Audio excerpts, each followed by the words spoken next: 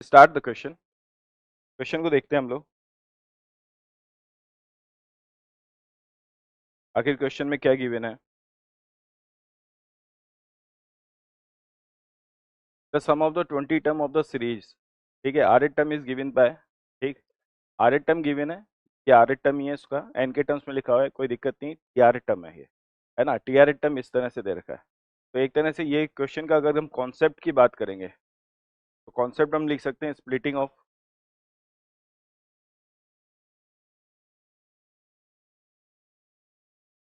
Are th term. जो are th term है उसको स्प्लिट कर रहे हैं हम लोग। ठीक है, अगर क्वेश्चन को देखें तो क्वेश्चन में फाइनली हम लोगों के पास कोई आर एट टर्म दे रखा है, एन एथ है या आर एथ है, आप मान लो इसको। ठीक है, तो टी आर टर्म दे रखा है, are th term. Are th term हम लोगों के दे रखा है -1 की पावर, ये वाली क्वांटिटी आर है, और ये वाली quantity r square plus r plus 1 divided by, ये क्या है, आर फैक्टोरियल, ऐसा कुछ है। अगर हम इसको स्प्लिट करें तो हम इसको इस तरह से लिख सकते हैं टी आर, ये वाली क्वांटिटी हो गई -1 टू द पावर आर, ठीक है, इन द ब्रैकेट। ये मैंने लिख दिया r square upon r factorial plus, तो लिख दिया r plus 1 upon r factorial, ऐसा लिख सकते हैं। इसको थोड़ा सा सिंप्लीफाई करता हूँ मैं, तो इसको लिख सकता हूँ मैं -1 की पावर आर। ठीक है, एक आर कैंसिलेशन होगा तो फाइनली ये जो क्वांटिटी नजर आएगी ये वाली क्वांटिटी होगी आर, और ये क्या होगा, आर -1 का फैक्टोरियल, और ये वाली क्वांटिटी आ रही है आपकी r plus 1 upon r factorial. Okay, आपको फाइंड आउट क्या करना है, sum of the first 20 terms. तो इसका मतलब हम लोगों को फाइंड आउट करना है S20 summation r is varying 1 to 20, और ये वाली क्वांटिटी क्या है, टी आर। ओके, अगर मैं वैल्यूज पुटअप करूंगा तो -1 टू द पावर आ रहा है, इसका मतलब ऑल्टरनेट प्लस माइनस डेवलप होंगे। ठीक है, आर की वैल्यूज 1 पुटअप करूंगा तो फर्स्ट टर्म नेगेटिव साइन के साथ आएगा, और फर्स्ट टर्म आएगा -1। आर की वैल्यूज हम क्या पुटअप कर रहे हैं, आर की वैल्यूज 1 पुट कर रहे हैं, तो ये 1 अपॉन 0 फैक्टोरियल।